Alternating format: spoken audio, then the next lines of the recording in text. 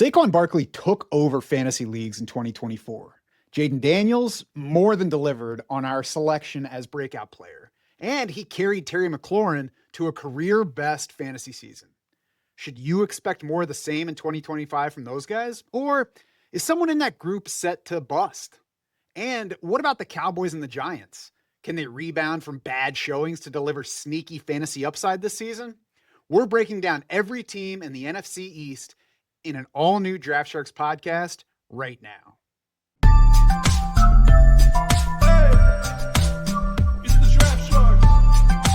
Matt Schauf and Jared Smola of DraftSharks.com here. We're kicking off the return of our division-by-division, team-by-team preview series over the next 8 shows, including this one. We're going to dig into the key changes around the league. We'll talk offensive expectations. We'll highlight important regression candidates, and we're going to give you sleepers and fades for every single team. We're going to start that journey with the NFC East, and we're going through alphabetically through the division, so we're not giving away our favorite teams or anything.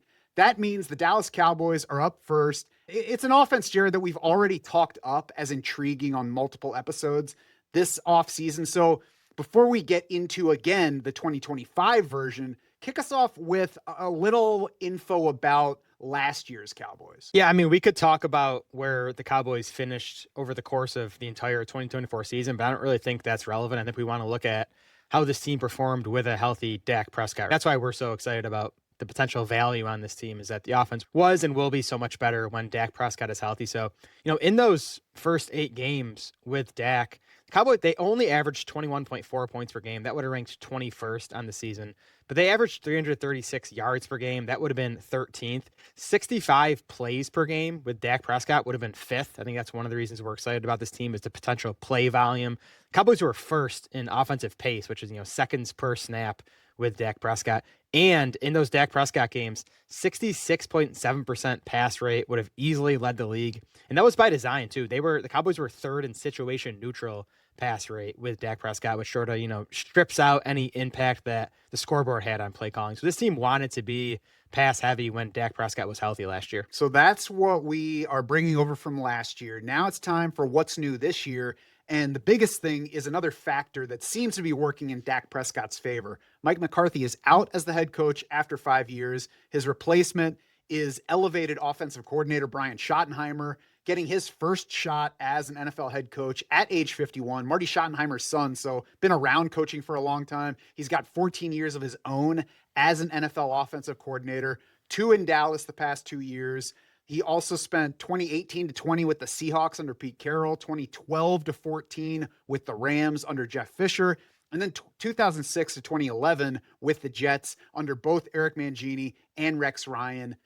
His OC is a first-time offensive coordinator, Clayton Adams, brought over from the Cardinals.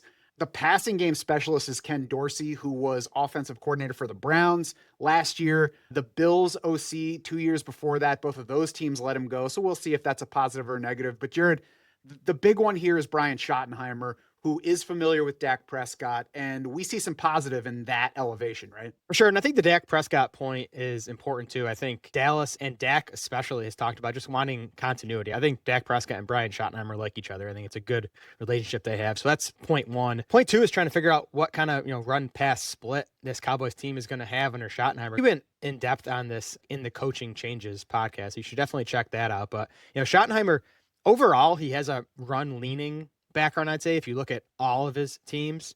But more recently, his last 3 teams now have ranked higher in pass attempts than rush attempts. That includes these Cowboys teams the past 2 years that finished 8th and 3rd in pass attempts. Those rankings in pass rate for those teams, 13th and 6th.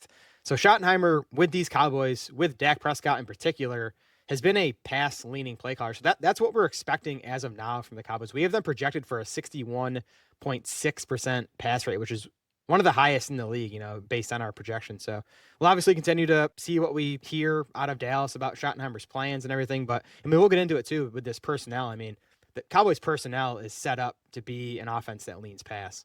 Yeah, that's the thing. If we were just like, hey, this is what happened with this coach as the OC, so we're going to go ahead and roll that forward for a whole season, maybe that would be overrating it. But if you look at the moves that the Cowboys have made this offseason, it says we're going to lean on this passing game and hope that the running backs help. And those specific personnel moves trading a 3rd-round pick for George Pickens. He's only signed through this year, so they're playing wait and see. Show us, George Pickens, that we should keep you beyond this season. Beyond that, they renovated the whole backfield, but they didn't add a single guy that's exciting as far as I can tell. They signed Javonte Williams in free agency for a cheap contract.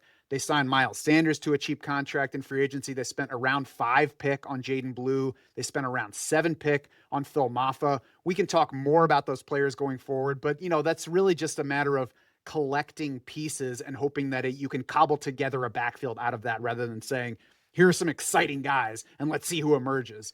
The other one that probably doesn't seem as immediately relevant or as obviously relevant to fantasy players is drafting Alabama guard Tyler Booker, 12th overall, to address an O-line that was disappointing last year and then lost guard Zach Martin to retirement. So we like that Dallas invested in that, is trying to help the blocking up front. And then, of course, like I said, the other moves that just kind of point to trusting that passing offense.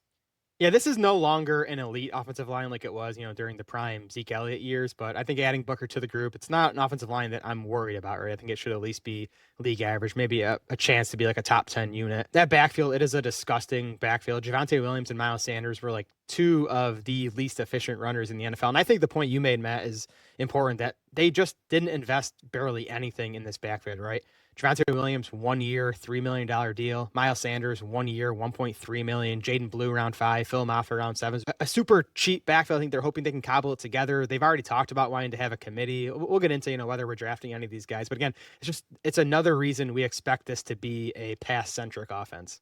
Yeah, I think none of us was surprised when they moved on from Zeke Elliott and Rico Dowdle. But then we're watching the draft and it's like, oh, they're probably going to take a running back. No, not a running back here. Who are they going to sign? No, they're not signing J.K. Dobbins. They clearly are like, we've got enough to get by, as opposed to these guys will carry us. So let's move on now to the targets and fades. We're going to start off with draft targets, the Cowboys that were most interested in drafting. And, CeeDee Lamb is in the first half of round 1, so he's not somebody that you take a stand on, but it's a bit of a mini stand. He's wide receiver 2 in our PPR and half PPR rankings. He's wide receiver 3 on Underdog and Drafters. So what that means is the market has Justin Jefferson just ahead of CeeDee Lamb right now. We have Lamb just ahead of Jefferson.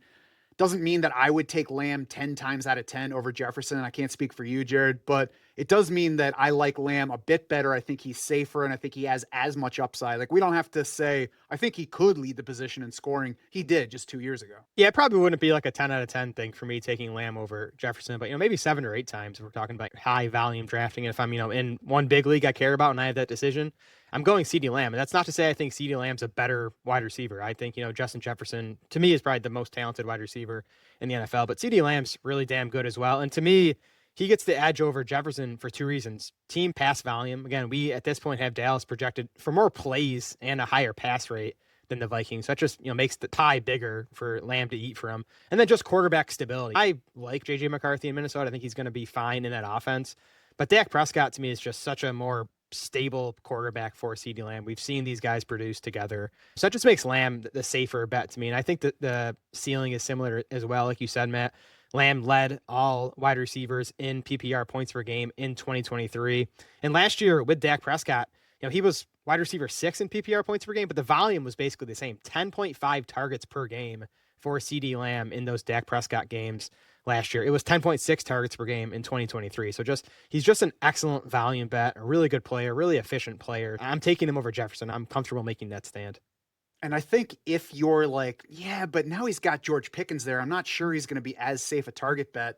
George Pickens' arrival could be good for CeeDee Lamb because now there's somebody actually threatening on the outside. And by the way, that talented guy that came over from Pittsburgh disappointed Pittsburgh enough that they traded him away before his rookie contract was done. So I don't think we should bet heavily on what George Pickens is going to do. We can just bet on the talent being good for the offense and bet on CeeDee Lamb just continuing to be good with the quarterback that knows him and trusts him. And where you can get Dak Prescott, for me, makes me even more interested in drafting CeeDee Lamb in round 1, especially if he slides past pick 2 or 3 in those best ball drafts, because Dak Prescott, even though he has climbed in best ball ADP versus the beginning of best ball drafting season, he was down at QB 17, 18. Then he's still just QB 13 right now. That's like a fair range that matches where we have him ranked. But Dak also has multiple top 8 fantasy finishes in his career. So there's upside beyond that level. I'm not saying draft him as QB8, but you can draft him as QB13 and wind up with QB8. For sure, yeah. I mean, the market has caught up to us with Dak. I think we did a podcast in March or whatever, and he was like our favorite quarterback value. But he's come up in price. I think he's fine, like you said, Matt. He's quarterback 13 in ADP. He's quarterback 13 in our rankings. Dak was quarterback 3 in fantasy points per game in 2023. Dealt with injuries in 2022, but he was quarterback 6 in 2021.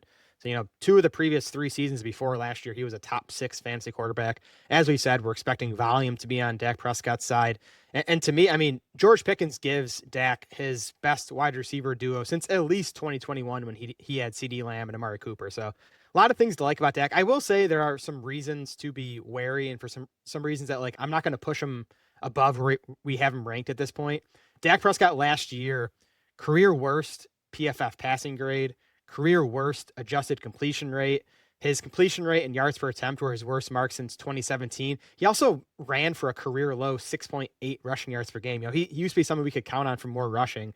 I don't know if that was just a 2024 thing, if it'll rebound, but he is like 32 years old now. So I don't think we can count on like big rushing from Dak. So that's why, to me, he's kind of stuck in this low end quarterback 1 range. But I still think, because of the potential pass volume and because of these weapons, like, there's a chance Prescott finishes, quarterback 8, quarterback 9 this season.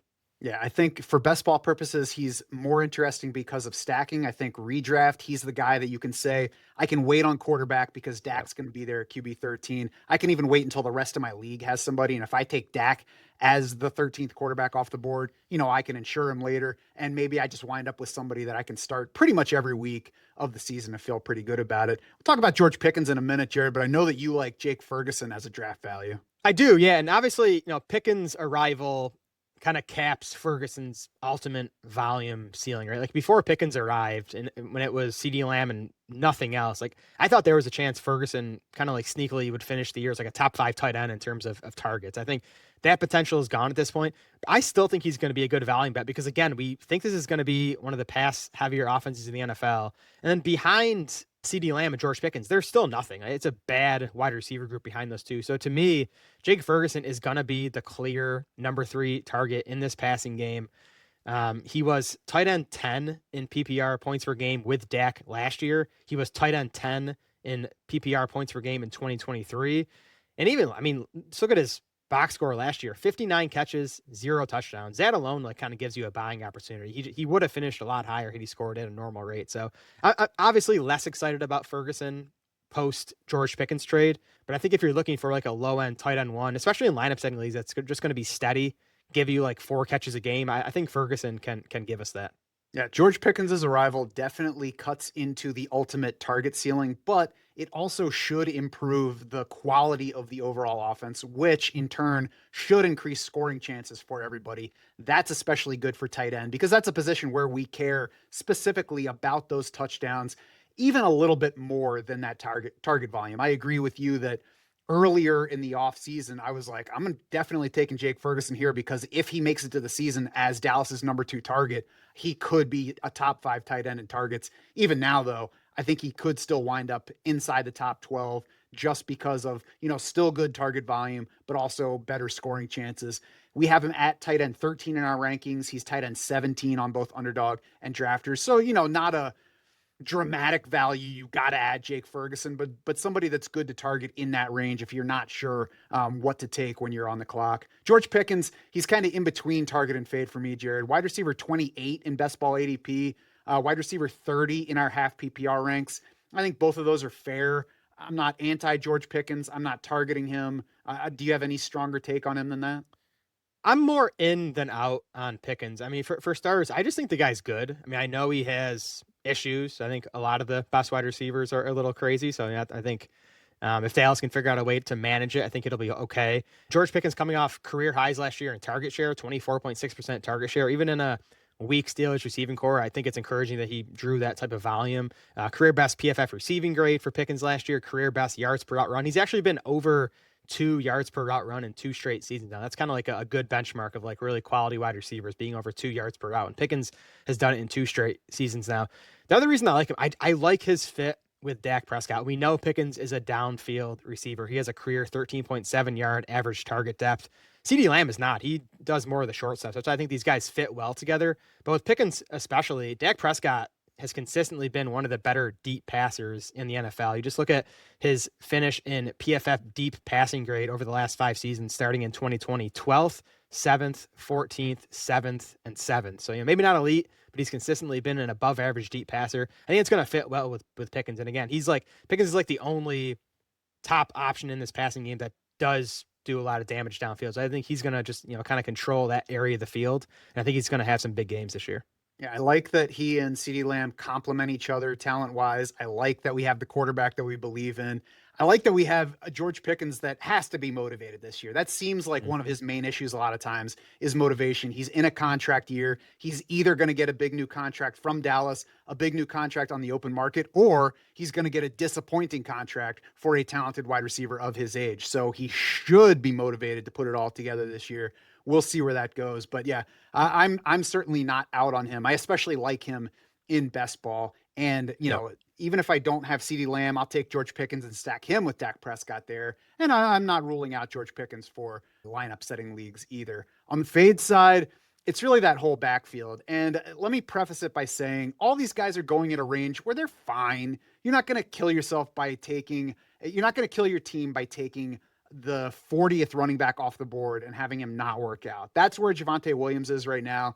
He's RB 40 in ADP, RB 39 in our half PPR rankings. Jayden Blue is at RB 47 in ADP, RB 46 in our rankings. Miles Sanders, RB 57 in ADP, RB 58 in our rankings. Yet all three of those guys show as strongly negative values on our ADP market index. So even though they're right with where we have them ranked, it shows that even if we don't have running backs well ahead of them in that same range, the rankings say just pass on these running backs, take another position because you can get better options elsewhere. Plus, it's the portion of the draft where you shouldn't really be following your rankings. You're going to have upside mode kick in and boost guys with more upside. And that's the aspect that these guys lack. I think it's just going to be an annoying backfield throughout the fantasy season. I don't think we're going to have one of these guys emerge as a player you comfortably start week to week. Agreed. I've not been taking. I've taken a few shares of Jayden Blue. I don't think I've taken a single Javonte Williams and Miles Sanders. Now, I was big on Javonte last year, so there's probably some bias there. So you can keep that in mind if you want. But again, we think this is going to be a pass-heavy offense. The coaching staff has talked about wanting this to be a committee multiple times this offseason, which kind of makes sense when you look at, again, the investment they made in all these guys, kind of like, three or four low investment pieces. And then the third aspect, I don't think these guys are very good. Javonte Williams last year was one of the least efficient runners in the NFL. He was 40th among 47 running backs in yards per carry, 45th in rush yards over expected per attempt. And that was 2 years removed from that knee injury. Like, we're not doctors, but I can't imagine like year 3 is going to be the time where he, all of a sudden regains the explosive back. I just kind of think Javonte Williams just is never going to be the player that he was pre-knee injury.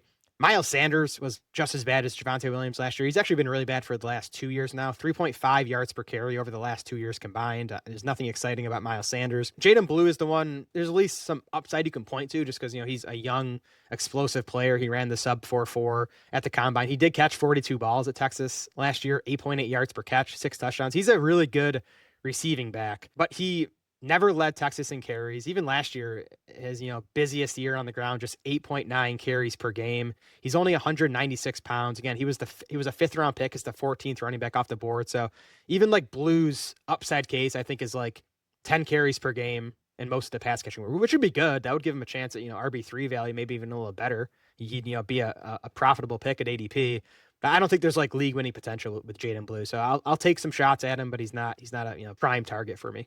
Yeah, I think he's fine to stash on best ball rosters, especially when he slides past ADP, but certainly not a target player. And really, the thing to keep in mind with all of these running backs in Dallas right now, the entire league could have picked any of them up and everybody collectively shrugged at their availability. Just look at what Javonte Williams and Miles Sanders are getting paid. Look at where Jayden Blue and Phil Maffa got drafted. It's, we'll see what happens to all of them, but there's no reason to believe that any of them is about to break out. On to the New York Giants. Jared, tell us about the 2024 version a bit. I mean, if you watched any football last year, the Giants offense was not very good. They finished 31st in points, 30th in yards, 30th in yards per play. 2 big problems. One of them, obviously, quarterback play. The Giants as a team, 29th in completion rate, 31st in yards per attempt, 30th in PFF team passing grade. And the offensive line was just as big of a problem as the quarterback play. They were 21st or worse in every offensive line metric we look at. PFF run and pass blocking grades, ESPN run and pass block win rate, adjusted line yards. It just was not a good offensive line in either department, pass blocking or run blocking. So combine a bad O-line with bad quarterback play, and it's going to be tough to score points. And yet, the quarterback is really the only spot that they significantly changed this offseason. No meaningful changes to the coaching staff. We'll talk a little bit more about what that means for that area.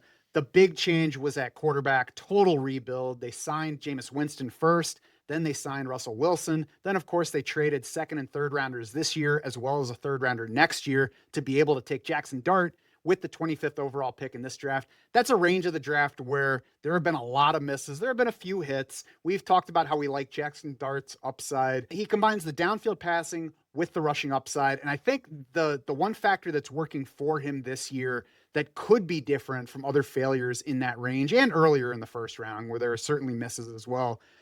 The Giants did sign Winston and Russell Wilson. And yeah, it was before the draft, so they didn't know what they were going to draft at quarterback. But that does give them, it's not a cushion or a safety net. It gives them as much of a bridge as they want. They could go pretty much all the way through this year and not start Jackson Dart if they want to. History says we should expect Jackson Dart to start at some point, but Patrick Mahomes didn't start until the final game of his rookie season. The Chiefs started Alex Smith through all of that year. I mean, Alex Smith versus Russell Wilson, that seems like a pretty similar level of quarterback play. So we'll see what the team performance has to do with it. We'll see what Jackson Dart's performance in practice has to do with it. But there's room for them to bring him along as slowly or as quickly as they want to.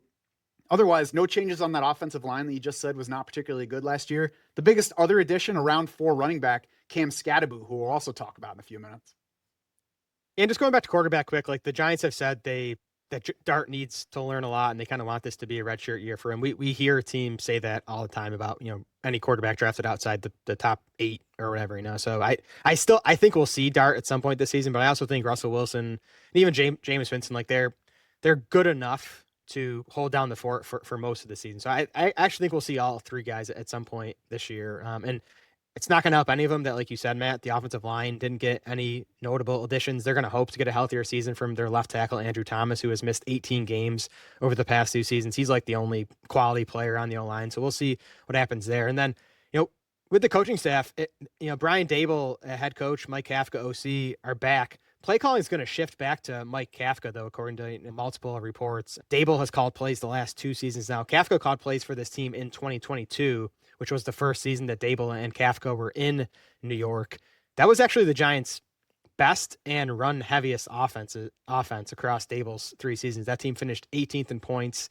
They finished 15th in points, 18th in yards. They had a 52% pass rate. That's jumped to 57 and 60% the past 2 seasons. So, we'll see if the move back to Kafka means more running. I think a lot of the passing is because the Giants have just been so bad, but I do think this team wants to run more than they have the past couple of years.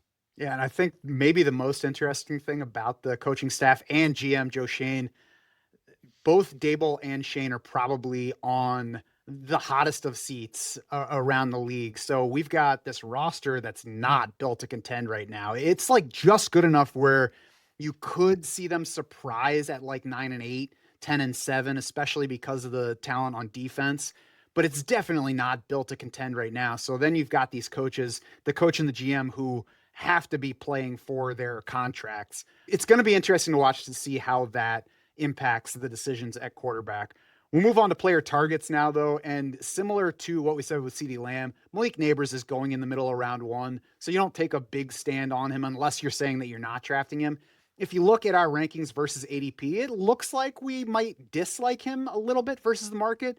Wide receiver 5 in underdog ADP is Malik Neighbors. Wide receiver 3 on drafters right now. Wide receiver 6 in our half PPR rankings, tied with Brian Thomas Jr. Wide receiver 5 in full PPR, ahead of Nico Collins, behind Puka Nacua. That's in a range of wide receivers where the order of them can be mixed draft to draft. It's not a clear ordering of wideouts, but that's how it is right now. I wouldn't put Malik Neighbors behind any of those guys definitively. Like if I'm drafting a bunch of teams from like the 4th spot, I'm going to make sure that I get some Malik Neighbors mixed in because like we've talked about before, I think there's upside all the way to the top of the position, especially with what has to be better quarterback play this year. For sure. I think Neighbors has a chance to lead all wide receivers in fantasy points. It'd be tough to pass Jamar Chase with his talent level and the Bengals pass volume. But I mean, the argument for Malik Neighbors is simple to me. He's really good. I think you look at his college profile and what he did as a rookie, that's a pretty safe thing to say. Strong target projection. This guy led the NFL with 11.3 targets per game last year. He led the NFL in target share. He led the NFL in first read target share. And the Giants return the same target competition. So Neighbors, to me, is as good a target bet as any wide receiver in the NFL. And then the quarterback play almost has to be at least a little bit better, right? Between those 3 guys, like whether it's Russell Wilson just being okay, or them turning to Jameis Winston, which would honestly probably be the best thing for Neighbors' fantasy value. Or if those guys both flame out, I think Jackson Dart would at least be better than what the Giants got last year as far as quarterback play. So definitely want to be in on Malik Neighbors. Once you get past those top 3 wide receivers, Chase, Lamb, Jefferson, and the top 2 running backs, like Neighbors is definitely on my radar at that point. Mm-hmm. The quarterbacks, I think, get interesting in QB3 range, looking at best ball roster building, looking at super flex. Russell Wilson's QB 33 in ADP right now. He's 1 spot behind Jackson Dart in positional ADP. Like we said, history says we should expect to see Dart on the field at some point this year. It doesn't make it definite, but, just from a likelihood standpoint right now. And Jackson Dart is the highest upside fantasy asset among these 3. He has more rushing than either of the 2 veteran quarterbacks does. He has the deep passing. We haven't seen it in the pros yet, but it's at least an exciting ceiling. I think both Wilson and Dart are worth mixing into best ball drafting as that QB3. And I think you can choose which one you want depending on what else you have at quarterback. If you have 2 guys that are going to start throughout the year unless they get hurt, then take Jackson Dart. And that way, if he does become the starter and does hit his ceiling, then he gives you some weeks. If you took a weaker QB2, like you waited a little bit too long, you got frozen out, and you took a shakier QB2, stick Russell Wilson in there because you know that he's going to start at least early in the season. You know that he's decent. He gave us some usable fantasy numbers for the Steelers last year. So go ahead and put him on your roster. And there are also some late wide receivers or tight end Theo Johnson that you can stack with Russell Wilson late if you do end up in that situation. Yeah, we'll talk about some of those stacking partners next year. I think they're interesting. Yeah. I'm definitely not going into any draft looking to target any of these Giants quarterbacks. It's a situation I'd rather stay away from. In best ball, I think Wilson's the guy I'd most want to draft just because I think he's the favorite to start the most amount of games. And even in Superflex best ball, I just hate taking zeros at positions. And like Jackson Dart, he's exciting. I think he has the most upside, but I still think he's going to be a 0 for, at least half of the season, maybe 2/3 of the season, maybe even more than that. So I think in a lineup setting Superflex league, Dart is the guy I would take and just, stash at the end of my bench. And you hope there comes a point in the second half of the season where I can actually consider him as a starter in Superflex. The rest of this roster makes it difficult to find the line for me between targets and fades because if nobody else is really going at a high level where I feel like you have to make a strong decision. But Jared, let me first put it to you. Is there anybody else among these Giants that you're actively targeting? Yeah, I'm going to say this one quietly because it's disgusting, but I think Darius Slayton is a pretty good pick at ADP right now. He's wide receiver 79 in ADP. And to me, at that price, it starts with the fact that he's going to be on the field, right? He was a full-time player for them last year, and the Giants gave him a 3-year, $36 million deal this offseason. That's not like top-end wide receiver money, but that's like you're going to continue to be a starter for us type of wide receiver money. So I like that, especially in best ball. It's like having a guy you can take as your wide receiver 6 or 7 who's just going to be on the field for, 90% of the snaps. That's valuable. I also like how Slayton's skill set meshes with Russell Wilson, who, Wilson last year, he's well past prime Russell Wilson, but he was still a good deep ball passer last year. He was second in completion rate on passes 20 plus yards downfield last year, and he was third in PFF passing grade on those deep passes. Darius Slayton is that deep ball receiver. He has a career 13.1 yard average target depth, career 15.0 yards per catch. So I could just see Wilson connecting with Slayton on a few bombs this season and helping best ball teams. Yeah, Russell Wilson can still throw deep. We already talked about how Jackson Dart can throw deep. Jameis Winston certainly isn't scared to throw it anywhere. So Darius Slayton lines up well with any quarterback that winds up on the field for this year's Giants. And I agree. I don't know exactly how much I have of him right now because I don't really want to look at my player exposures and realize how much Darius Slayton I have. But he just makes so much sense where he's going. If he does nothing this year, if he gets hurt before the season, he's not killing you from where he goes. And he will be on the field a lot. They re-signed him for a good bit of money, the same kind of money that the Bills gave Josh Palmer. So we know that he's going to stay on the field. We know he's probably not going to see a ton of targets. So he's probably not a guy that you're going to actively start in lineup setting leagues, but there is also some handcuff upside there. So I'm not saying forget about him for lineup setting, because if Malik Neighbors goes down, then Darius Slayton does become somebody that you can consider starting. And he's just going to be a higher upside play than Wan'Dale Robinson, who's going earlier than Darius Slayton is, who sits very similarly in our rankings across formats to where Darius Slayton is. But Wan'Dale Robinson for me is just not a guy that I'm taking unless it's like the stray draft where he's 2 rounds past ADP and I'm like, all right, fine. I don't have any Wan'Dale Robinson yet. I guess I might as well take him. Yeah, like, you know, if Slayton's off the board, I'm looking for a giant for whatever reason, and like Wan'Dale's still there, like in full PPR leagues, I think he's okay. On one hand, you could say this guy is wide receiver 71 in ADP right now, and he saw 140 targets. I still can't believe that he saw 140 targets last year. Because he shouldn't. 10th most. Yeah, exactly. Tied for 10th most among wide receivers. Despite that, he was 44th in receiving yards. Just to, illustrate how inefficient he was. 5.0 yards per target. That was a bottom 3 mark among 89 qualifying wide receivers. So I do think that the Giants do not want to feed Wan'Dale Robinson nearly that much volume. They know how inefficient it was. I think a lot of that had to do with Daniel Jones and the rest of the quarterbacks they had preferring those short, easy completions. I don't think any of the 3 Giants quarterbacks this year want to check down like that. We talked about Russell Wilson, Jameis Winston, Jackson Dart, all being quality deep ball passers and willing deep ball passers. So I just think Wan'Dale Robinson's volume is going to take a big hit this season. Wan'Dale Robinson's going to help you if you're in a rankings competition. If you want to put him at wide receiver 50 and everybody else has him at wide receiver 70, then you're going to be like, yes, I was so right on Wan'Dale Robinson. But that guy does nothing for your lineup. You're wide receiver 50 or even 45 in PPR scoring.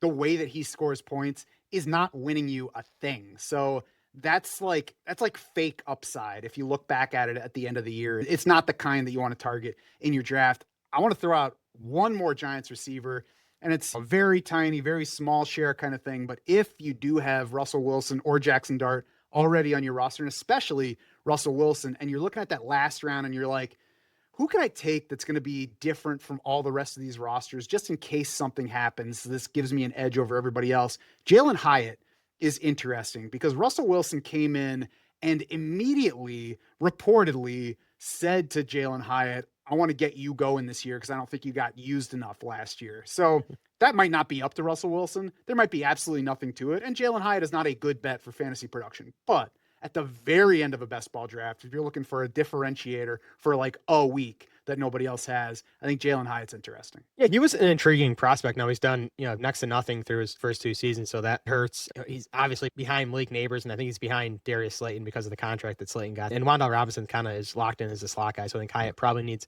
an injury to Neighbors or Slayton to matter. But again, he is a similar archetype as Darius Slayton, downfield speed receiver that just wasn't in the right spot last year with the quarterbacks the Giants had, and I think now he is. If Hyatt does find the field, I think he'll be a lot more productive than he was either of his first 2 seasons. I don't have any full fades on this roster. Like even Wan'Dale Robinson's the closest thing to a full fade, but he's going so late that I'm not going to tell people that they're hurting their teams by drafting Wan'Dale Robinson. Jared, do you have any full fades or should we just go to the guys that are like, meh? Yeah, we'll just talk about the other guys at this point. Let's start with Theo Johnson, who I definitely don't want to be like in on because I think he's a long shot to like really matter this year, but he's also tight end 31 in ADP. And I think he is pretty clearly the Giants' lead tight end. There's been some positive buzz on him this offseason. There was some good stuff that he did last year. For starters, he won a role right away. Like even early on in his rookie season, he wasn't putting up big numbers, but he was finding the field, getting playing time, drawing some targets. And then in his final 5 games last season before his season-ending foot injury, he averaged 5.4 targets, 3.6 catches per game. So he was starting to come on. He is a freak athlete. He had the 9.99 relative athletic score, which, we know athleticism matters at tight end. So there's some stuff to like about him. Still, though, to me, no production to speak of, really, even going back to his college days. Now, he did share the field with some good tight ends at Penn State, Pat Fryermuth, Bretton Strange, Tyler Warren, but never reached 350 receiving yards in a college season. Last year, the advanced metrics were really bad. He was 40th in yards per route run among 43 tight ends, 39th in PFF receiving grade. So, I still think we'll look back in 3 years and Theo Johnson won't be a thing. But again, tight end 31 for a guy who is pretty safely his team's lead pass catching tight end. I can't say he's a bad pick in best ball. I think he's interesting at the level where he's going. And to me, the fact that he earned that big playing time early last season was especially big because he entered the league as a super athletic player who also carried the why didn't you do more in college question. And you could say that he played with really good players, but that's just a bad general argument because if there were guys on your college team better than you, then there's a pretty good chance there are going to be guys in the pros who are better than you as well, because those guys are even better than the ones you're playing with in college. So the fact that he was on the field early with the Giants, right away for a big role was good. We got some production. We had bad quarterback play. So we have to, kind of figure out what all of that means for any pass catchers with the Giants. If he weren't deep in tight end 3 territory, I'd be like, man, I'm not that interested, but I am interested as a tight end 3 toward the end of my draft, especially if I have Russell Wilson or Jackson Dart. Not really interested for lineup setting redraft purposes. We'll see if he becomes anything on that front. Also not super interested for dynasty. Like if I have him, I'll keep him stashed unless somebody's chasing after him in trade, but not somebody that I'm expecting to become a high value asset. The running backs deserve more talk, even if they don't end up deserving more attention. We've got Tyrone Tracy just ahead of Cam Scatterbo right now, which is a slight change from where they started best ball season right after the NFL draft. So we saw Cam Scatterbo move ahead of Tyrone Tracy. That has shifted back. Now it's Tracy at RB 34 in underdog ADP. Scatterbo is at RB 35. They're right next to each other in our rankings, and the format affects exactly how they sit versus each other. I don't really know what to make of them. I don't know what to make of this backfield. I'm just kind of fine with either where they are. I haven't found myself being all that interested in taking either running back unless he falls beyond his ADP. Yeah, I was hoping you would have a stronger stance here because I don't have a strong stance on this backfield at this point either. Hopefully by the time we get to mid-August, we will.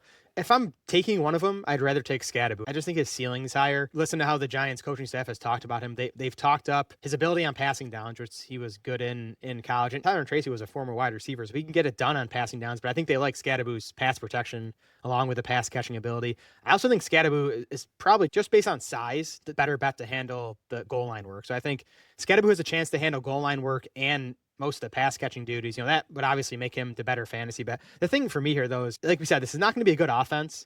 And I think both these guys are going to be involved. If you look at Brian Dable's history and you look at his non-Saquon Barkley team, so last year with the Giants and his 4 years with the Bills, he likes committee backfields. No running back hit 200 carries in a season in those 5 Dayball years without Saquon Barkley. And just, having Tracy, drafting Scatterbo, I think both these guys are going to kind of be in the mix all season. And I think it's going to prevent either guy from really being a difference maker in fantasy. Yeah, and the other thing here is that Tyrone Tracy was very good last year versus where the Giants drafted him and where he went in fantasy drafts. But overall, as a running back, he was just kind of okay. Tied for 36th and expected half PPR points per game. Granted, that rose after he took over the starting job from Devin Singletary, but the Giants then also clearly went out to, at the very least, draft a complement to him. And it'd be different if they drafted like an Audric Estime type. I know that Cam Scatterbo is built like Audric Estime, the running back from the Broncos, but the big difference is Cam Scatterbo did a ton of receiving in college. So Scatterbo arrives as an even more accomplished pass catcher out of the backfield than runner. So it's possible that he's even better than Tracy at the aspect that should be Tracy's high point coming out of his college career. So I think if you look at them, the ceiling on Tracy is a very good complementary back, and the ceiling on Scatterbo is a backfield leader. I don't even want to name a name because it's hard for me to mentally break away from, Peyton Hillis or something. It's hard for me to not be racist about Cam Scatterbo. So I think the ceiling for him is that he controls the backfield more than Tyrone Tracy can. Well, I think Kevin's comp for Scatterbo pre-draft was David Montgomery, which I think still works. Like, Montgomery had seasons where he was, kind of like the clear leader in Chicago, but even if it's the Montgomery role in Detroit, where he's, doing the early down stuff, contributing some in the passing game, getting a lot of goal line work. Like, I think Scatterbo could do that. I also think the floor is low for Scatterbo, though, because he had a big 2024, but it came as a 22-year-old. It was his 5th year in college. He ran the 4.65 40, which is just a scary time for a running back. Like, I just don't know if what he did in college is going to translate to the pros. So I think the floor is low on him. Kind of same deal with Tracy. Like, as you said, Matt, Tracy's like his efficiency and like advanced stats were kind of subpar last year, rushing and receiving. Now, again, he's a former wide receiver, so I want to leave the light on for him to take a big step forward in year 2. So I could see Tracy, running away and being the lead back here as well. So I think there's, multiple directions this can go. But in the end, I do still expect both guys to be involved to some extent. And again, on a bad offense, committee backfield, it's not something to get super excited about. Yeah, I would say as long as you're not overexcited about either player, you're doing it just fine. That's what the market is doing with them right now. Yeah. On to the Philadelphia Eagles, who had a pretty good 2024. Jared, why don't you give us some details? Yeah, 8th in yards, 7th in points. So really good offense. Of course, the run pass split is worth highlighting here. We all know how run heavy and how effective this running game was for the Eagles last year.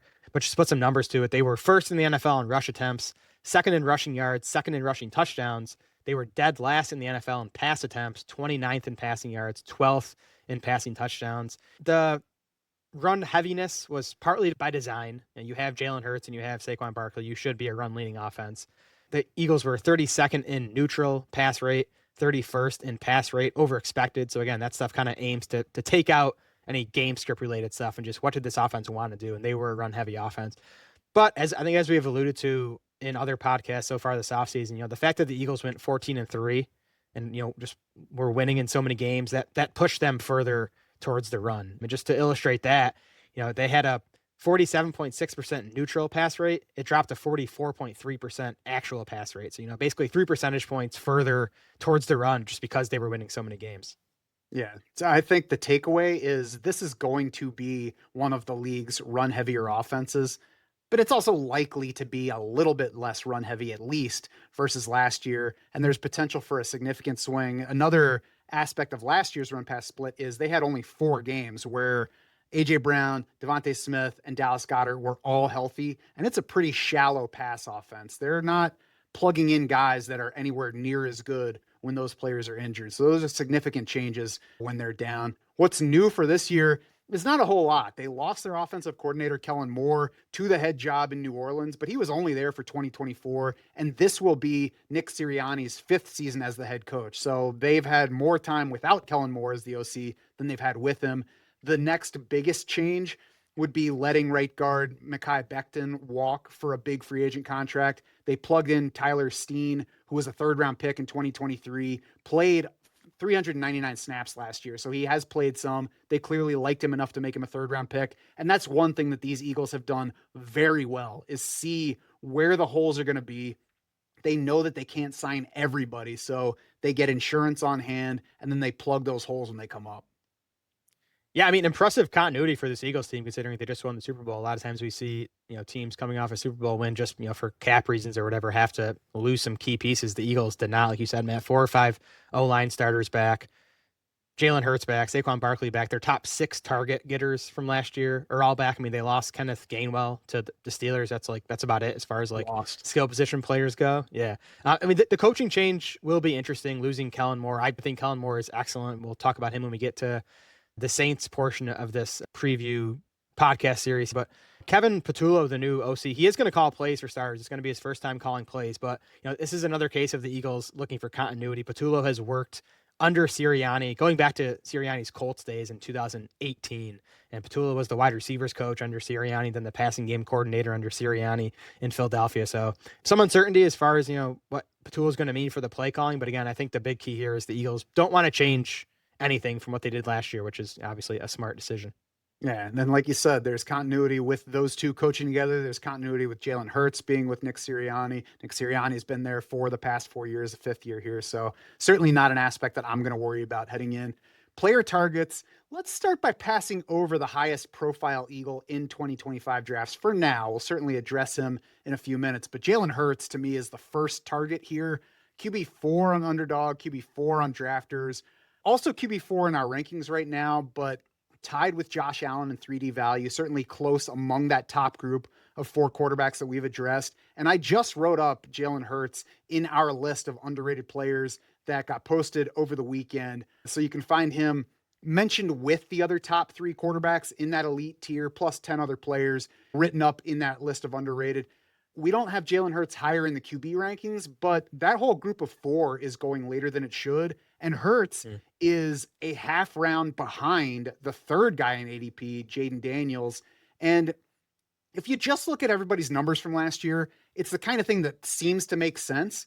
But Jalen Hurts scored well last year in what looks like a disappointing season. He was QB5 in points per game in his healthy contests. He dealt with those injured pass catchers, like we mentioned a few minutes ago, where he rarely had A.J. Brown, Devontae Smith, and Dallas Goedert all on the field together. That should happen more this season. That's going to make a big difference for his passing efficiency. You can look at the numbers from the games where he didn't have him last year. He was a much more effective quarterback when those guys were on the field. So I think we're going to get more passing volume this year. I think we're going to get more effective passing just by virtue of his teammates likely being healthier. And probably most importantly is something that didn't change last year. He didn't lose the goal line stuff when Saquon Barkley arrived. He actually had more expected touchdowns because the whole offense was better with all the talent they had on hand. Yeah, 11.7 expected rushing touchdowns for Jalen Hurts last year. That was 4.2 more than any other quarterback, and only 3 players in the entire league had more expected rushing touchdowns. So we obviously know that rushing production is going to be huge. The passing, the numbers weren't huge last year, but Hurts set career highs last year in completion rate, adjusted completion rate, yards per attempt, touchdown rate. So he took another step forward as a passer. As you alluded to, man, I think the fact that all 3 of those guys, A.J. Brown, Devonta Smith, Dallas Goedert, missed time, that helped to bring down Hurts' numbers, as well as the fact that the Eagles were so run-heavy. But he still finished quarterback 5 in points per game, like you said. That followed quarterback 2 finishes the previous 2 years when the Eagles had, more usual run-pass splits. There was still a run-leaning team, but it wasn't, as extreme as it was last year. And then the price is really key for me with Hurts, too, because, like you said, Matt, he's going around behind Lamar Jackson and Josh Allen, half around behind Jayden Daniels. And that, it even feels like more than a full round for me behind those guys, because Allen and Lamar Jackson, you got to take back half of round 3. There's still some really good wide receivers, and Breece Hall goes there, who I really like. By the time you get to Hurts, and he's usually available in the back half of round 4, we're kind of a tier or 2 lower. There's kind of no running back I want there. The wide receivers aren't as exciting as they are in round 3, so it's easier to pull the trigger on Hurts. I think he makes a lot more sense than those other quarterbacks in round 3. Yeah, you have at least 3 wide receivers or running backs, or one of the elite tight ends if you want to go for that. Maybe even a 4th if you get Jalen Hurts early in round 5. Certainly if he gets there, I'd be even more interested. But he is my first quarterback target, one of my most drafted quarterbacks in best ball so far.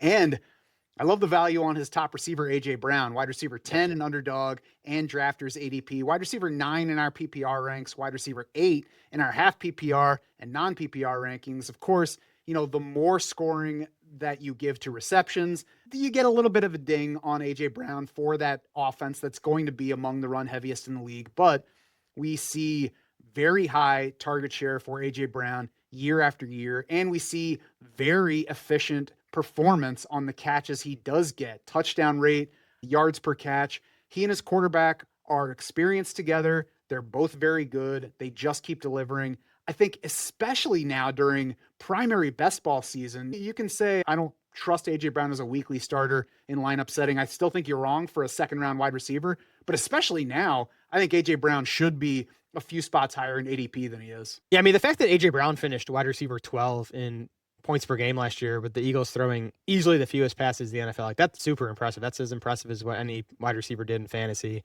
last year. Like you said, Matt, the target share remained awesome last year. 31.4% target share in Brown's 13 games. He actually set career highs in PFF receiving grade, yards per route run, ESPN receiver score. So no decline from A.J. Brown. Again, he only finished wide receiver 12 because the Eagles just threw an insanely low number of passes. You go back to 2023, the Eagles that year ranked 21st in pass attempts. So, they were still a run leaning team, but they were at least, more normal in terms of pass volume. A.J. Brown finished wide receiver 7 in fantasy points per game that year. So he is definitely a top target for me when you get to the middle of round 2. Yeah, man. Take somebody like Malik Neighbors, who's your safety net for targets week to week in round 1. Put him with A.J. Brown in round 2. You're going to end up with a team that your league mates are envious of by probably mid-October. Jared, the next 2 guys I've got don't really fit target or fade. Is there anybody else among the Eagles that you're targeting in drafts right now? Yeah, well, one of the guys that doesn't really fit for me is Devonta Smith. I don't have a strong take on him. I think he's kind of priced right. I'll take him if it makes sense. I do like Dallas Goedert as a target, though. And you look at ADP, he's tight end 14 right now. We have him tight end 11 in our half PPR rankings. And Goedert, last year, he missed a lot of time with injuries. He only played 8 full games last year. But in those 8 full games, he was 7th in points per game among tight ends. He was 6th in expected points per per game. He had a 20% target share. He also had a 2.20 yards per route run last year. That was the second best mark of his career. So to me, Goddard has shown no signs of decline. We know what the issues are. It's a run heavy offense, and he's behind AJ Brown, Devonta Smith in targets, but we've seen him draw like 18 to 20% target shares, even behind those two guys. And if you do get a little more passing from the Eagles, I think Goddard can pretty easily be a top 10 fantasy tight end this year. And again, he's going tight end 14 in ADP. Yeah, I would say he's fine for me overall at cost. I prefer Dalton Kincaid straight up if I don't have any QB consideration, but I am getting more Dallas Goedert than I would otherwise because I often have Jalen Hurts on my team and I get into that range and I'm like, yeah, fine, I'll go ahead and take his tight end here. There's nobody else here that I need over Dallas Goedert. I feel the same way about Devonta Smith. I'm fine. I'll take him. I don't think he's a bad value. I don't think he's a target. He's going appropriately. He's almost exactly the same in ADP as our rankings right now. Saquon Barkley similarly does not fit target or fade for me. I'm closer to a fade. He's not a player that I would say you should fade him in round one, but in the range where he's going, I think there's more risk to Saquon Barkley than there is to Jamar Chase, CeeDee Lamb, Justin Jefferson, and Bijan Robinson. Definitely. I think scoring system matters with Barkley too. He's our number 2 overall player in half PPR, which is the ADP we're looking at and he's going 104. Bijan Robinson has passed him now in ADP. So, based on that, like I have no issue taking Barkley at ADP. If you get to 104 and you have Chase and Lamb and Bijan off the board, I think Saquon Barkley should be the pick at that point. There are definitely concerns for me with Saquon. I mean, for starters, you have to expect some regression after what he did last year. He had the 8th most rushing yards in NFL history, 5.8 yards per carry. Barkley had 7 touchdowns last year from 20 plus yards. You're very likely not going to get that number of long touchdowns again from any player, even Saquon Barkley. The receiving usage and production, not great, just 2.7 targets, 2.1 catches per game. The other thing for me with Saquon, he had 378 regular season touches last year. Then he had 104 more in the playoffs. Like, that is an insane workload. We used to talk about the curse of 370, right? It was like 10, 15 years ago, and we used to have a lot of workhorse backs. And like, if a back reached 370 carries in a season, like a lot of times they tanked the following year. Saquon Barkley was almost to 500 total touches last year. So just how he bounces back. He's not the youngest guy. He's not old by any means, but he's not like a young back anymore. So curious to see how his body bounces back from that type of workload. Well, and on top of that, it takes a lot of luck to take that many hits and just stay healthy through a season. I think that's kind of the under discussed aspect of that curse of 370 that, like you said, doesn't get talked about as much now that we don't have guys carrying the ball that much. But there's just a lot of luck that goes into having a season like Josh Jacobs did a few years ago. And that's the thing is, nobody wants to project, and I don't think it would be a good idea to say, oh, Saquon Barkley is going to stink this year because he had too much work last year. Nobody thinks that. But you can't expect that level of luck to be with you all the time. So I think he's probably not going to be as efficient as he was last year because few running backs ever have been, as you just said. He's likely to have some more dings along the way this year. We'll see how serious they are. There's no way to predict those, but there's some risk of that happening. And it's just that the level at where he's getting drafted, everything has to go right because of the lack of receptions for him. And that's the thing with him for me against Bijan Robinson is Bijan Robinson's got a bit more safety because of the receiving role. Barkley, if things go a little bit wrong, and wrong relative to last year on the rushing front, the safety net's further from him than it is for Robinson and the wide receivers if we're talking PPR in round one. Yeah, Bijan Robinson easily beat Saquon Barkley in expected PPR points per game over the second half of last season once Bijan kind of stepped into the workhorse role. Now, I think we should continue to expect Barkley to be more efficient and beat his expected number versus Bijan Robinson. Bijan's good, but Saquon is just as good and he's just in a better situation. So I think we should expect the efficiency to still be there, but I'm just going to lean towards the guy who had the much better usage, and I expect to have the much better usage this year, and that's Bijan. Now, you might be saying, Matt, if you're a little bit worried about Saquon Barkley, does that mean you're targeting Will Shipley? And I would say no, he's okay. And he doesn't really matter that much for drafts because of his late ADP, but I think that the market is treating Will Shipley a bit too much now like the straight handcuff for Saquon Barkley. Maybe that ends up being the case, but they did bring in AJ Dillon. It's not getting a whole lot of talk at this point. I think that if things proceed as they are right now, we'll get into the season with both Will Shipley and AJ Dillon as kind of the combined backup. And if Saquon Barkley went down, yeah, Will Shipley would lead the touches. And would not give all the carries to A.J. Dillon, but I do think we're getting short yardage stuff from Dillon. I think that they would split the work a bit more than what their current ADPs suggest. Yeah, I'm curious to see what happens with A.J. Dillon this summer. Not because I'm interested in drafting A.J. Dillon, but for Will Shipley. Because, A.J. Dillon did not play football last year. I believe it was a neck injury. And then he got a super cheap deal from the Eagles, like a deal where they could easily cut him at the end of August if they don't like what they see. And if that happens, Shipley becomes a lot more interesting. Now, I think regardless, you're not expecting Shipley to get Saquon Barkley level usage if Barkley misses time. But I do think Shipley's the handcuff you want to, and I think he's okay in handcuff territory. Just not someone I like more than anyone else in that range. Yeah, the other thing is the players going in that range. Like, I don't want to take Shipley over Justice Hill, who I think is a more direct replacement if Derrick Henry goes down. Marshawn Lloyd, who I think gets much more work even if the starter is healthy in his backfield. Trevor Etienne's interesting. Kendre Miller, those guys are going significantly later than Will Shipley. So right now, he's just a player that I skip over in general. Yeah, I just take Lloyd every time in that range. I should probably cut back the exposure a little bit. On to the Washington Commanders to round this one out, Jared. We all know what Jayden Daniels looked like last year. What about the team on whole? Yeah, I think it was the breakout offense of last season, right? The Commanders ended up finishing 5th in points. They were 7th in yards. They were 10th in yards per play, obviously fueled by Daniels and the ground game. This team was top 5 in rushing attempts, rushing yards, yards per carry, rushing touchdowns.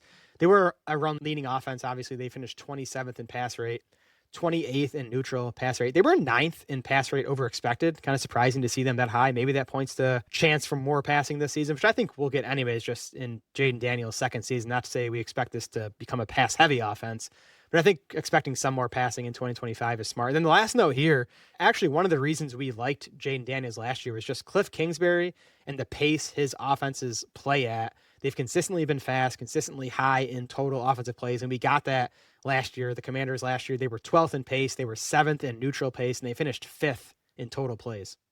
Yeah, and I think, like you said, it makes sense to believe that they probably didn't want to lean too heavily on this rookie quarterback in terms of giving him all those passing attempts, especially with a fairly weak wide receiver core beyond Terry McLaurin last year. So I agree, we should expect some more passing, and a move we're going to talk about in a minute is a key reason to believe that they're leaning in that direction.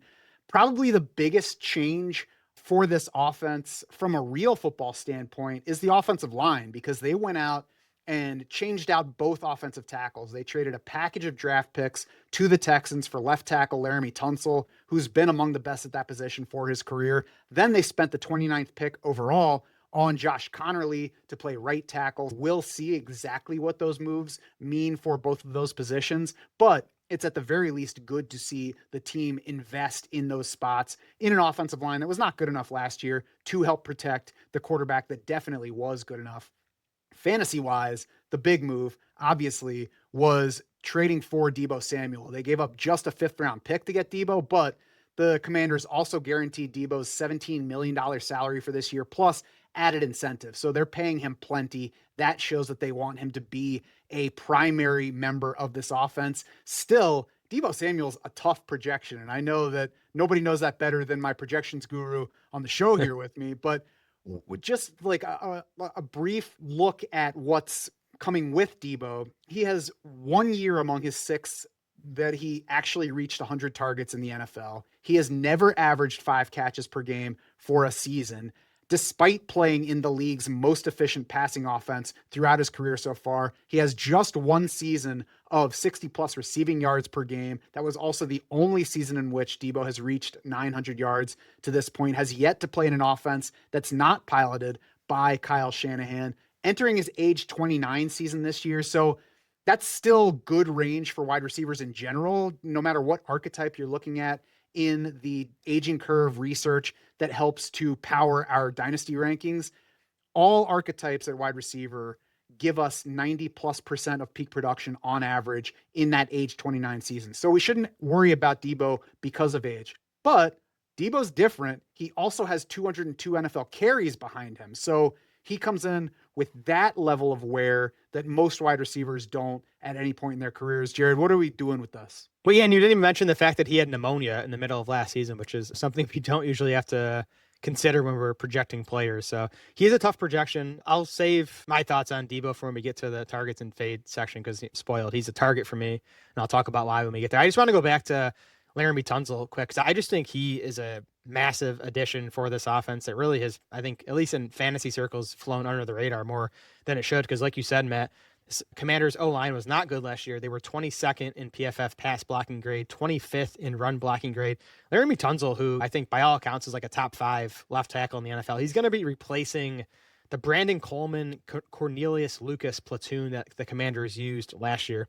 Those guys combined last year to allow 10 sacks.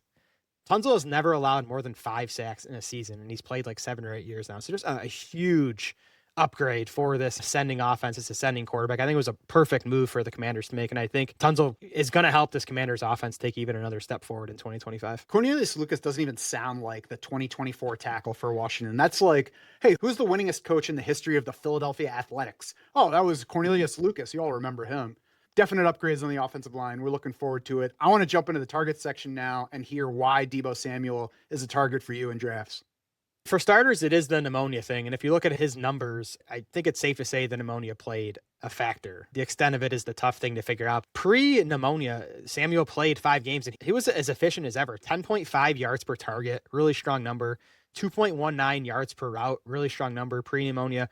9 games post-pneumonia, 6.8 yards per target, 1.26 yards per route run. Like all the other efficiency stuff was down. The yards after contact per attempt, the yards after catch per reception, all down. I think he just never got back to prime Deebo Samuel after having pneumonia. Now that he's had a full offseason, I don't think that will be an issue going forward.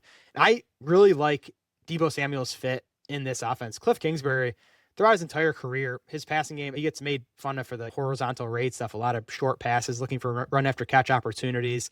I mean, that's Deebo Samuel's game. And I know he's played for Kyle Shanahan, who was the best at getting that yards after catch stuff from his receivers. But I think Cliff Kingsbury is good enough at it as well. Jayden Daniels, super accurate on those short passes. 61% of Daniels' passes last year were within 9 yards of the line of scrimmage. That was a top 10 rate in the NFL. Deebo Samuel, over 8 yards after the catch per reception in all 6 of his NFL seasons. I just think he's going to be the guy that gets a lot of that short range stuff. I think it's going to lead to a lot of easy completions, which is nice for a floor, especially in full PPR. Then I think he's going to do some damage after the catch, assuming he's back to at least something close to what he was prior to the pneumonia last year. He is a few spots higher in both our PPR and half PPR rankings versus where he is in underdog and drafters ADP. So I'm certainly not opposed to drafting Deebo Samuel. The one hang up for me has been wondering if the uniqueness of Deebo makes him a worse bet for, not tailing off earlier in his career, but I can't bet on him dropping off earlier because I don't have anything to point to say, yeah, but look, these wide receivers who carry 200 times also tend to wear down in that age 29 season. And clearly Washington believes in him. So they're paying him plenty. I like where he's going. It's fairly low risk, I think, where he's going. And I like Jayden Daniels. So we'll talk about the other wide receiver that kind of helps me lean toward believing in Deebo this year. I have plenty of them throughout draft season to this point. Going back to Jayden Daniels, though, who is, I think, the reason to believe in anybody in this offense. QB3 on underdog, 40th overall, same spot on drafters, leads our QB rankings in base projections right now, tied with Lamar Jackson in 3D value. So clearly, even though he costs a lot more to get this year, we still love Jayden Daniels as a fantasy player. I am not worried about a drop off in year 2. I know that plenty of times we see a guy have a good rookie season, then have that sophomore slump, to the degree that sophomore slump is even a phrase that people recognize. I'm not worried about it with Jayden Daniels because he's a very good runner. He's a very good passer. He throws a deep ball. He's in a high-pace offense, and they added an established wide receiver to it, so they clearly want to give him plenty of opportunities. So I'm betting on Jayden Daniels again. I'm certainly willing to draft him at cost. I think he's going a little bit later than where he should be going. Yeah, I'm willing to draft Jayden Daniels at cost. He's just really good at football. He was awesome in college. He got draft capital, had an awesome rookie season. Love the fact that there's continuity in coaching. He doesn't have to learn a new system here. Love the fact that they add Deebo Samuel because, he didn't really have much of a second wide receiver last year, right? It was, Noah Brown, Olamide Zaccheaus, and Daniel still did what he did as a passer. Obviously, like that they added Laramie Tunsil. Like they have really supported him with what he needs to take another step forward. And then, of course, there's the rushing. He was top 3 among quarterbacks last year in carries, in designed carries. You like to see that, and you like to see, the Commanders willing to design plays for Daniels to use his legs. He was second among quarterbacks in rushing yards, third in rushing touchdowns. Yeah, I don't see a reason to expect a drop off from Jayden Daniels. Jared, I don't want Zach Ertz to be a draft target. And if I know. I'm honest, I probably have not been drafting him as much as I should so far. But Yeah. just look at the numbers. Tight end 22 on Underdog, tight end 21 on Drafters, tight end 17 in our half PPR rankings, tight end 15 in our PPR ranks. And even that is lower than what he did last year. 11th in PPR points per game at the position, 9th in expected PPR points per game, nearly identical rates in those, 10.2 actual PPR points per game versus 10.3 expected. So he delivered at exactly the level that he should have. Early in best ball season, I liked second-year tight end Ben Sinnott as a third tight end, but then Washington re-signed Ertz for plenty of money, and they re-signed John Bates. So that to me says they saw Ben Sinnott's rookie year and they were like, these cookies are not nearly ready enough. We're going to have to put them back in the oven for a while, and we're going to have to find a solution for this year. And if he advances, then great. But otherwise, we're going to roll with these guys this season. Even when they drafted Sinnott, the way they talked about him was like, I don't think they ever viewed him as like a pure traditional tight end. So I don't consider him a threat this year. We'll see if there's, more positive buzz on him when we get to August. But and Zach Ertz, I'm with you, Matt. He's obviously not exciting. In lineup setting leagues, I would not be opposed to passing on him for someone with more upside as a tight end too. Bench stash. But I think in best ball, a tight end 22 ADP, even though we expect him to lose more target share to Deebo Samuel, even though Ertz is approaching 40 at this point, I think, and like he could really decline at any point. Like there's obviously some risk here, but just that price tag makes him super attractive. He's going to be on the field for this high scoring offense. And what I like about Ertz, he was like the Commander's red zone target of choice last year. I know Terry McLaurin scored all the touchdowns, but a lot of those came from distance. Zach Ertz was 6th among all tight ends last year in red zone targets, tied for 1st in end zone targets. He was 3rd among tight ends in expected receiving touchdowns. So even if he's going to lose volume, and I think he will, and I think his catches and yardage will probably dip a bit from where it was last year, I think this guy could score 6, 7, 8 touchdowns. And again, especially in best ball, at his price tag, I think he's a pretty easy click, even though it feels bad. Taking Brenton Strange ahead of Zach Ertz is just goofy, unless you're stacking with Trevor Lawrence. And even then, I think it's potentially the wrong move. Just like the extra fact that Zach Ertz's wife is a stud soccer player, that makes you even worry less that he gets out of shape in the offseason. I should probably take more Zach Ertz. I'll think about that in my drafts going forward. Don't forget about him. Running backs are just kind of okay. It's kind of similar to the Giants picture for me here. Brian Robinson Jr., RB30 on Underdog and Drafters, RB29 in our half PPR and PPR ranks, RB29 last year, an expected half PPR points per game. So Brian Robinson, fine. Somebody that I have to tell myself to draft at times. I don't think that the upside is huge, but certainly he could have good weeks here and there. Yeah, I haven't drafted much of Brian Robinson at all. I've actually taken a bit more Austin Eckler. I don't even really like picking Austin Eckler, but I think at his price, he's the better bet. Brian Robinson finished RB27 last year in half PPR points per game. Austin Eckler finished RB34. So they both finished way higher than where they're going, or at least Eckler way higher, Robinson a few spots higher. You look at how the season went, though. For one, it's tough to parse because both these guys missed a lot of games, and they both missed lots of parts of games. I have it as 8 full games together last year. In those 8 full games, Robinson averaged 11.3 carries and 1.5 targets per game. That's such a meh workload, that, especially in lineup setting leagues. You're never going to be able to rely on that in your starting lineup. And then Eckler in those games with Robinson, 5.1 carries, 3.5 targets per game. Kind of same deal. Maybe in PPR, the targets can make him a bye week option, but I think without an injury to one or the other, both these guys are going to be tough to rely on. They're okay in best ball. They can both give you some spike weeks because the offense is so good. Robinson has the goal line role. He was top 12 among running backs and expected rushing touchdowns last year. So he's going to give you some scores probably, but neither guy is a primary draft target for me. Yeah. And the fact that they didn't do much to the backfield this offseason says that they still like both players, but they're just both compliments. Even when Brian Robinson Jr. was down, Austin Eckler shared work with Jeremy McNichols, so it's not like he became a workhorse in those instances. Drafting Austin Eckler this year to me is like drafting Antonio Gibson last year. It's fine. It's probably going to give you some points in best ball. Probably not somebody that you're going to start at any point in lineup setting. So as we shift to more lineup setting drafts, this is probably a backfield I'm just going to be mostly passing over. Yeah, where Eckler makes sense to me is on basketball teams where you go, whether it's zero running back or just light at running back early on, and you're trying to cobble together this platoon of running backs, and you take some high upside handcuff types, maybe some rookies, but then you also take Eckler just to give you 8, 10, 12 points a game. On the fade side, it's Terry McLaurin for me, one of my biggest fades at any position. It doesn't show in our rankings. He's wide receiver 18 on Underdog. He's wide receiver 19 on Drafters, wide receiver 20 in our PPR ranks, wide receiver 18 in our half PPR ranks. So Jared, I guess let me let you go first. What are you doing with Terry McLaurin in these drafts right now? I mean, it's okay. We say it all the time. Like fantasy drafters have just gotten smarter. Like 10 years ago, McLaurin would have been like wide receiver 12 in ADP. But I think people, look at this stuff now and they realize McLaurin was just, a big overachiever in terms of touchdowns last year. He was second among all wide receivers in receiving touchdowns, just 13th among receivers in expected receiving touchdowns.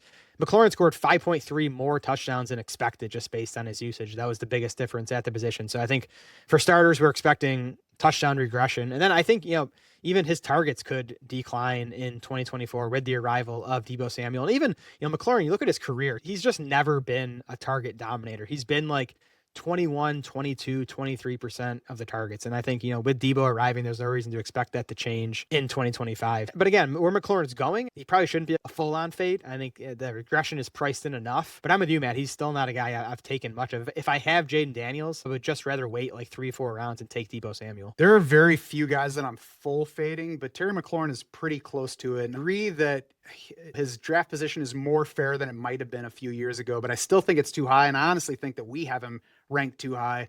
He finished tied for 29th in expected PPR points per game last year among wide receivers, along the lines of what you said, where he scored a lot more touchdowns than he should have, quote unquote, for his usage.